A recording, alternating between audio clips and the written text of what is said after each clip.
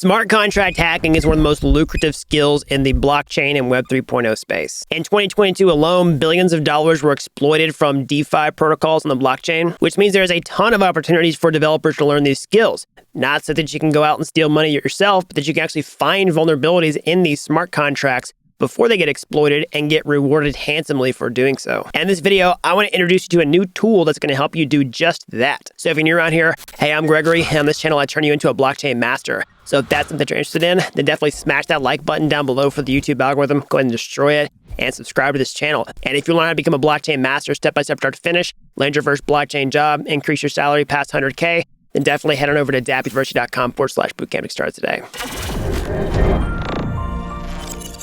All right, so let's get into this. Let's talk about this new tool that's going to help you find security vulnerabilities in smart contracts. So I'm going to bring in my assistant, Victor, today to help present on this. He's a total expert in this topic. He's going to tell you everything you need to know. And also, this video is an excerpt from the Blockchain Mastery program where we regularly talk about these types of topics, the hottest in-demand skills in blockchain on a regular basis. So if that's something that you're also interested in, then make sure you sign up with that link down below. Today, we're going to learn about two very important smart contract security tools, Slither and Echinda. We're going to see how we can use them. They are both security tools, but with different purposes.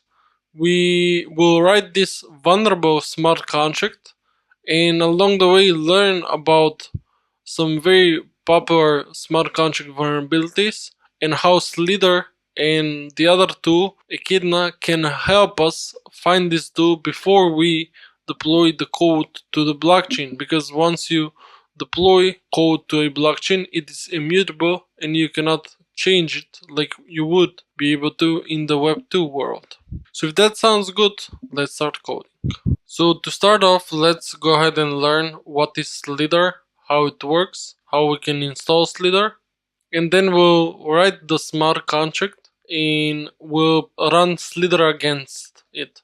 So Slither is a very simple to use tool. After you install it, you only have to run one command basically to get all the vulnerabilities found in your smart contract, potential vulnerabilities you might have, and then you just have to fix it.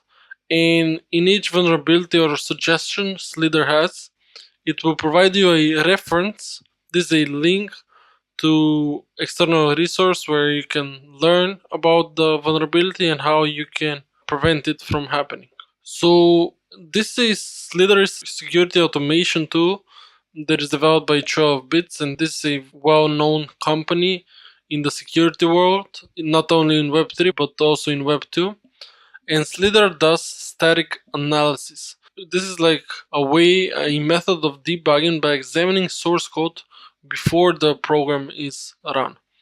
But Slither also uses the Solidity compiler, which we'll need to install, and you'll see how. First we have the smart contract, then the Slither uses the compiler, and we'll need to install a package, which is basically our compiler, and then it converts it to this sort of like opcodes, but in its own language, so it can analyze the code better. And then it has multiple printers, which I'll explain, and it gives you vulnerability detection, how to optimize your code. It also helps you write, just in general, better quality code, because it helps you, for example, choose a secure Solidity version. It will suggest to you to use different Solidity versions based on which one is a more stable one. And again, for this video, the only thing you need is to install Hardhat, like we always do. And this Echinda and Slither are available in this Ethereum security toolbox, a repository available from 12bits. We're going to install Slither separately from this, but for Echinda, we will also need to download Docker, which is a way for you to run software in the cloud, so to speak, because it's always a problem of running the same software on different hardware machine. So after we install Docker, by using this repository, you can have access to all these security tools provided by the 12bits company, and one of them is Slither. So after we install Slither, Slither will simply It will just run the code, our smart contract. We'll write this one against a set of rules, coding rules, and find vulnerability that way. It's maybe important to note that it's written in Python, and you can very easily integrate it in continuous integration, and that way every time you make a change to your smart contract when you are developing it, of course you cannot change it once it's on the blockchain, you can run Slither, and this will make your code quality better. It will improve code quality, and it will make sure that you're not adding bugs as you're developing the code. But I also want to mention, Slither does not find every vulnerability, sometimes misses some. That's why you shouldn't rely, your whole auditing process shouldn't be just running Slither or Echidna. You should also use other tools or just manual testing, just looking through the code. So this is the Slither repository, and you can see it's from this company, which is just sort of like an extension company or section in the Trail of Bits company.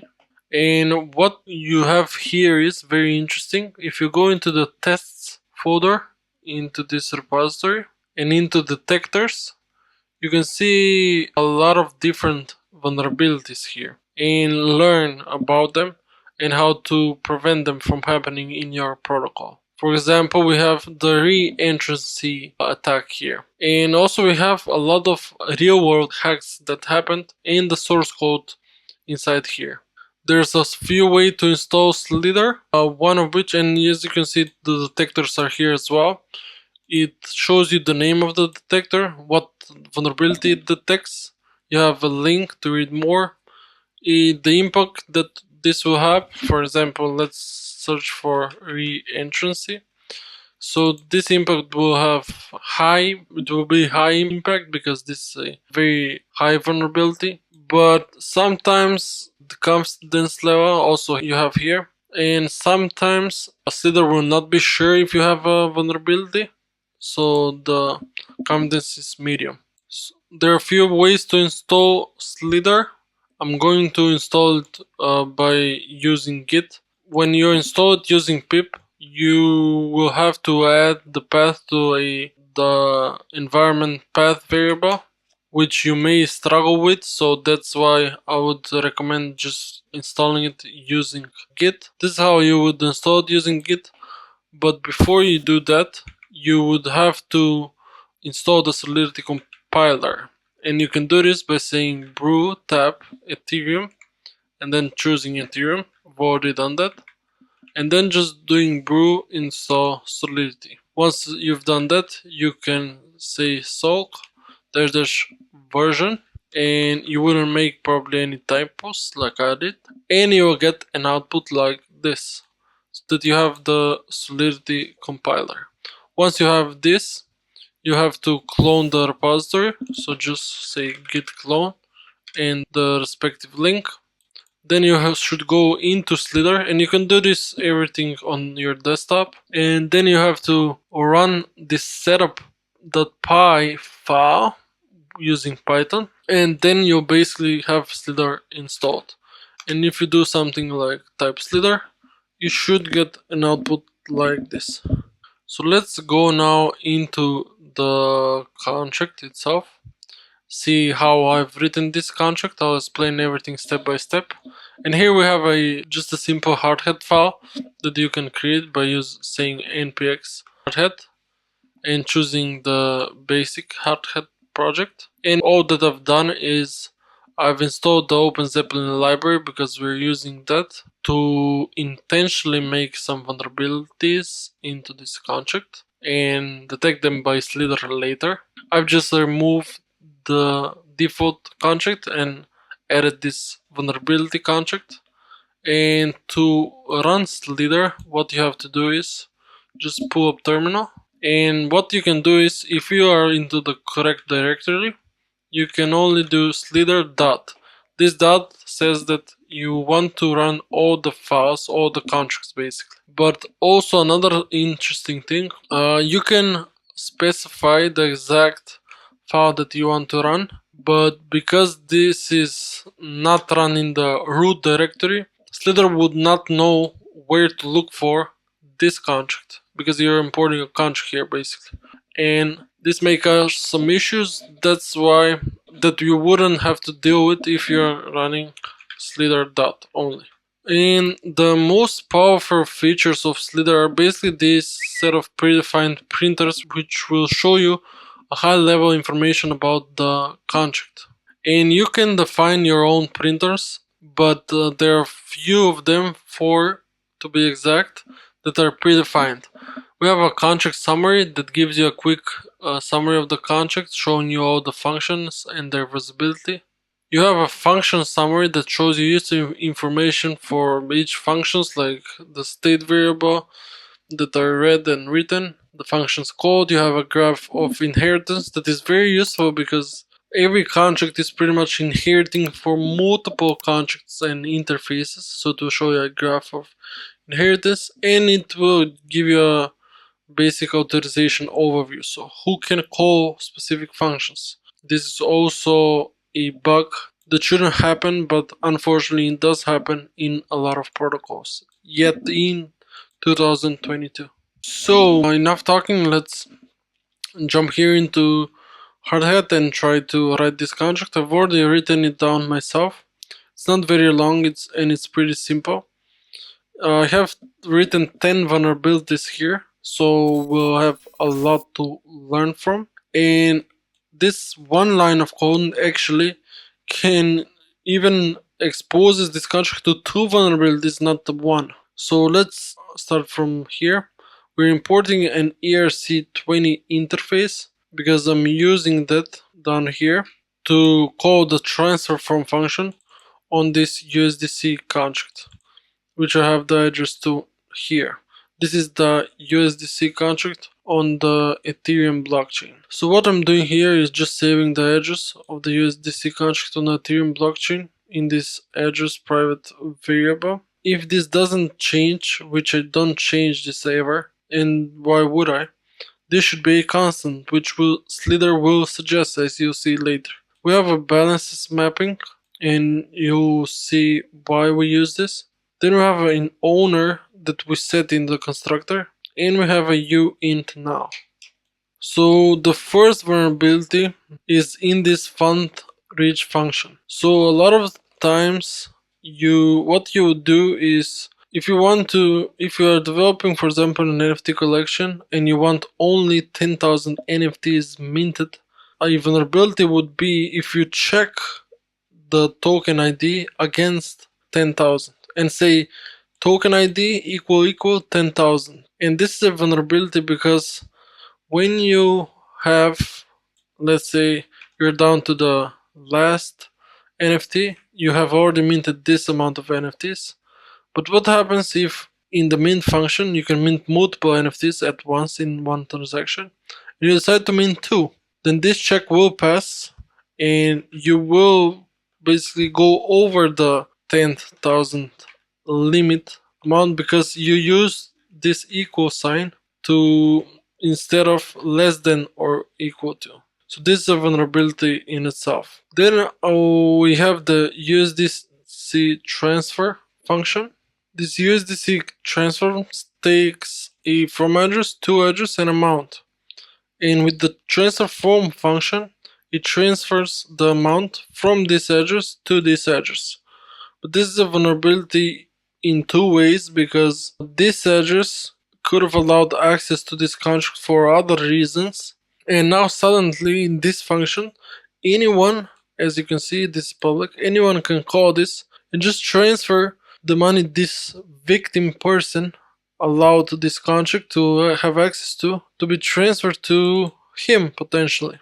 And this can be any arbitrary amount, or up until, of course, the limit that this person has. And this is one vulnerability that you have with just this function existing. But another vulnerability would be that it doesn't check the return of the transfer from function. And when you're doing a transfer from, you should check this function returns a boolean if the transfer was successful, and you should check this before allowing this function to finish running. But this person isn't, and this is another vulnerability. Then we have a kill function, which is public, so notice anyone can call this. Then in this kill, we are calling self-destruct, and we are providing the message.sender as an argument here. So if you didn't know the self-destruct, what it does, it basically deletes all the contract code that is on the blockchain. It will still be recorded that this code was once on the blockchain. It will be in the blockchain history, of course, forever. And once this is destroyed, all the ether inside this contract will be transferred to the address we pass in here, which is the message.sender. And this is a vulnerability for obvious reasons. And inside here we have another vulnerability, not only with the NFT example I showed you, but we are now performing some logic based on this address, this.balance, which is the contract's balance, ether balance. But this balance can be manipulated using this function, which I mentioned previously. And basically you can forcefully send ether into a contract which even doesn't expect to receive ether. For example, it doesn't have any fallback or receive function. And we can see this in this remix example. So this contract, it doesn't have anything implemented. And let's deploy this. Let's deploy the attacker contract. And as you can see, this template doesn't have any ether inside. And we'll actually deploy the attacker contract with some ether inside. I'll say something like 5 ether. Click deploy.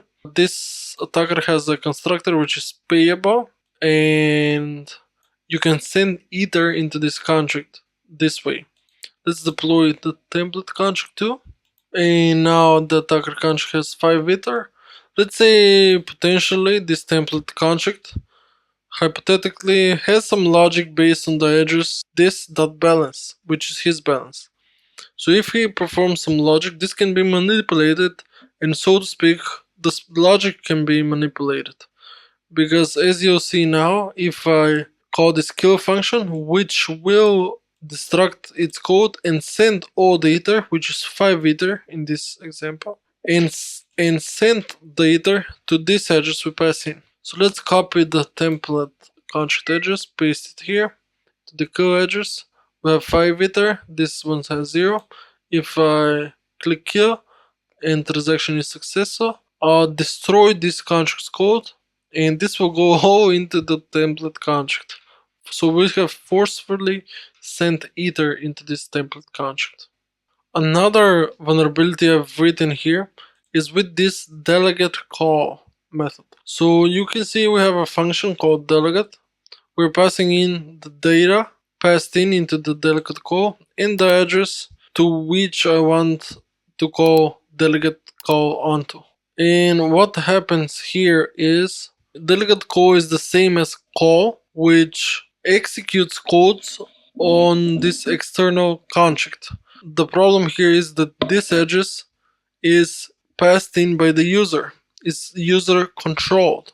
And this means this address can be any vulnerable attacker contract. And if you call delegate call, which will execute the code, the malicious code, on the state of this contract. So it will just only borrows the code, executes it, just like the code was in this contract. Very similar to what it would be like if the code was in this contract. That's why this function is malicious too. Then we have a withdraw function that takes in an amount and just sends to the message.sender and then updates the balance. And this would be a re-entry attack because the state change happens after the external call. So what can happen in a re-entry attack? You can call the contract, the state will not be changed, and that's why the attacker contract can re-enter this call and just keep sending all the ether remaining, because this change is not done before the external call. And to avoid this, you need to use the check interaction effects pattern. Let's go ahead and continue to this win the lottery function that determines if you win a lottery. We have a lottery winning number that is determined by using this block times modulo 10. And what is wrong here is that we're using block.timestamp, which is a global built-in variable that can be manipulated by minors. This is why you should never ever rely on block.timestamp, especially when it is this critical, like winning a lottery. It has some crucial logic. And this does not apply only for timestamp, but it implies on all the other block variables like difficulty, etc. We have a divide before multiply function, and if you go into timestamp, it will just show you that you shouldn't use timestamps even. That's how known this issue is, which will be found by Slither, as you'll see later. Then we have a divide before multiply function, which has an amount. And to calculate this amount, we are providing three numbers. We are dividing A by B and then multiplying by C. But this again can lead to potential vulnerability because if B is greater than A, which we are not checking for. So we should always multiply before we divide. Another vulnerability here would be the use of transaction.origin.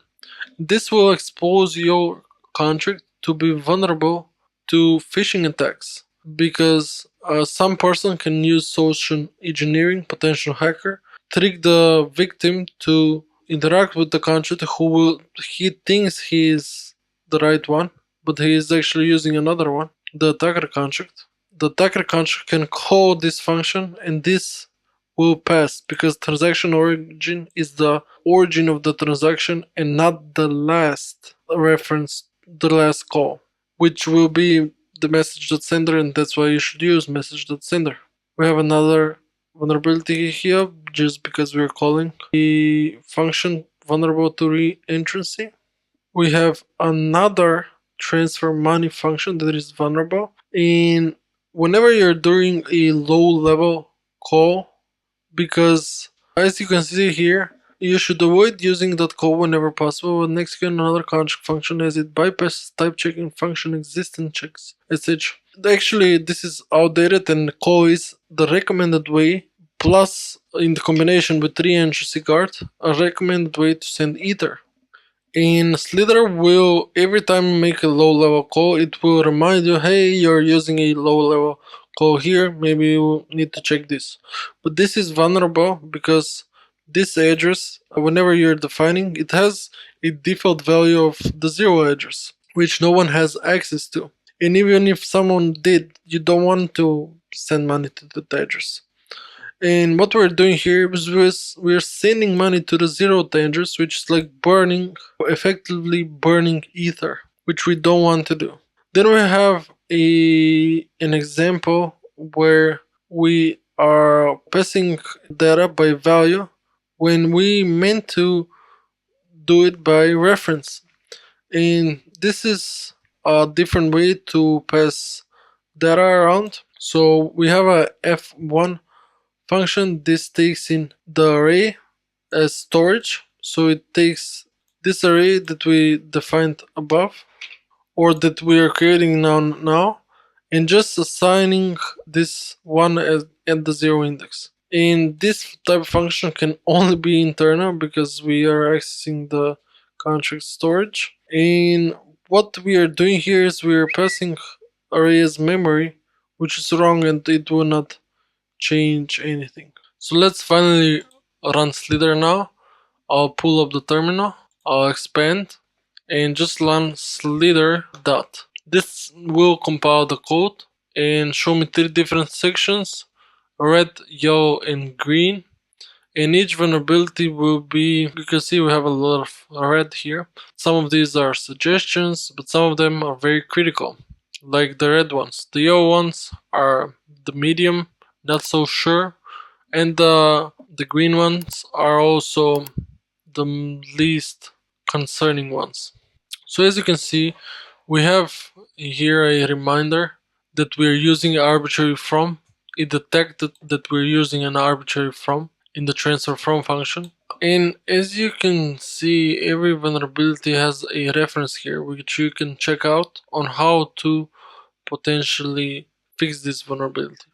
Then the second vulnerability we have is this one, the last one that I showed you, which we're passing in array by reference to this which only takes array by value. Then we have the win lottery function, and it says it uses a weak PRNG. It means it uses a value to determine vulnerability which is weak, that we don't know if it's truly random. Then we have the delegate call vulnerability that uses an input control function ID, which is also a very bad vulnerability. Then we have Slither has detected the reentrancy in the withdraw function instance. It just tells you first the function, the contract, and the function name, and then the line, as you can see. And because you may be running multiple contracts, as you can see the line here as well. And in this vulnerability, it allows you to destruct the contract, allows anyone to destruct the contract, to kill the contract. Here we have the vulnerability I mentioned where we don't check the return value and if the transaction is successful. We have divide before multiply error. Then the other vulnerability I mentioned, which using strict equality, which we should avoid, the transaction origin for authorization, which is completely wrong, and this can be also deprecated in the future. It's likely it's going to be deprecated. This is what Vitalik Buterin proposed himself. Then we have the transfer money to function, and it just says that 2 is never initialized, which is very dangerous. You're sending money to a zero interest. And then we have some suggestions here, which it will help you to improve your code quality. Like this variable, it says it should be constant. Why isn't it? You're not changing it. It shows you the low level calls, which you can double check just in case. And it even suggests a stable Solidity version to use. So that's all pretty much I have to share for Slither. It's a very good tool to use that every auditor uses. And to be quite honest, whenever you are first auditing a smart contract, you would go through it and like search, for example, for low level calls, like call, delegate call. But Slither does that for you, so it makes your job as an auditor easier. And that was pretty much all I had to share about Slither. It's a very useful tool for smart contract auditing. Now let's focus on in this Echidna tool. You can see it here. It comes in this toolbox of that was created by 12 bits. It is called this Ethereum security toolbox that you can use for your auditing purposes. And we will have to download Docker to use Echidna. Basically, you have to download this entire repository to use Echinda, but it's also useful if you want to use their other security tools like Slither. And to use Echidna, we'll have to install Docker, which you can do. If you're using a Mac, just go here in this link and download Docker. Docker is an application, a technology that basically solves this problem where if you are running the same software on different machines, different hardware, you are getting different results. Basically, it solves that problem because it runs the software in a container that is not dependent on the hardware. And once you install Docker, you should get an app like this. It should take some time to start up. Once it does, you are ready to go. So let's see what is Echinda first. So it's a symbolic execution tool. It simulates executing transactions on the blockchain. And it does this concept which is fuzz testing or fuzzing. where you just send unexpected, invalid, and random data to a smart contract to potentially find bugs. And I've come here and created a my token contract. We will use this contract to do fast testing on. I have imported two contracts from OpenZeppelin. First one being ERC 721 standard, since this my token contract is simulating an NFT collection. Then we have the counters contract. This is a contract hub from OpenZeppelin that allows you to securely increment the token ID of your NFT collection and keep track of how many NFTs there are. So here we are inheriting from the ERC 721. That's how we make this my token a NFT collection. Then we said that we're going to use counters for counters.counter. That's basically using this contract. Then we define a variable. This is the token ID counter, basically how many we'll use this whenever we want to mint a new NFT. And in this NFT collection, I'm defining this token ID counter that will increment every time someone mints an NFT. Then I have the max supply variable. This is what I supposedly use. This is how I supposedly need to limit the number of NFTs available in this collection. But as you'll see, we'll test against this max supply and we see if we actually achieve this just by defining the variable like this. Then we have a SafeMint function that does some very regular stuff you would do whenever you want to mint an NFT, like get the current token ID, increment it, and then mint the NFT to this person that the address that is passed in. We have a total supply, and this returns the total supply of the NFT contract. And we get this again with this token ID counter variable and by calling the current function. So with Echinda, what you can do is create this config YAML file that configures how Echinda runs. It configures Echinda, and we do this by providing a few variables here, like the test limit, which is 10,000. This is the number of test sequences to run.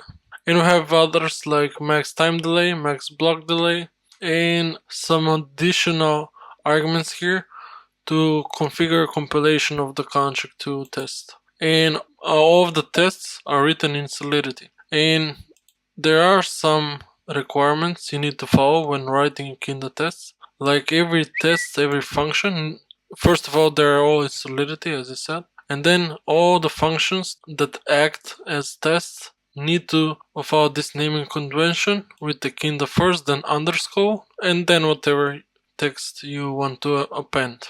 So here, all I'm doing is defining a contract, calling it test my token, and then inheriting from my token contract.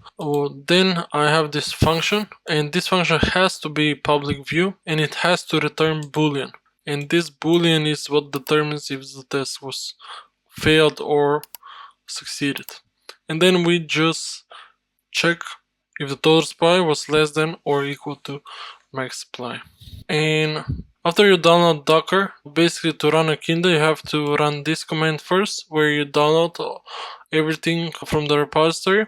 And then this is very similar to git cloning, and then just running it like so. After you've done that, you should go into your terminal and run your Echinda test by saying Echinda test and then providing the name of your smart contract like vault.sol or contract/vault.solidity. And unfortunately, I'm not able to show you how this is done because of my very slow internet. But if you have any questions, feel free to reach out in the community chat and I'll be happy to assist you. So that's pretty much all I have to share in this video. We've learned how to use Slither, very useful tool when auditing and trying to find bugs in your Solidity code. We've learned a lot of vulnerabilities by looking at this vulnerability contract, like the transaction exploit, how to divide properly in Solidity, how to not use block timestamp, and much more. All right, so that's an overview of how to hack smart contracts with Slither. All right, again, I hope you like this video. As always, smash that like button down below for the YouTube algorithm. Subscribe to this channel if you haven't already. And if you like what you saw today, you want to see more videos just like this, or if you want to learn how to become a blockchain master, step-by-step start to finish, so that you can land your first job, become a smart contract hacker, auditor, or whatever, increase your salary past 100K, I can try to do that over at dappuniversity.com/bootcamp, okay? You don't have to be an expert to get started today. I've helped people with zero coding experience become real-world blockchain developers in a matter of months. So that's all I've got. And until next time, thanks for watching Dapp University.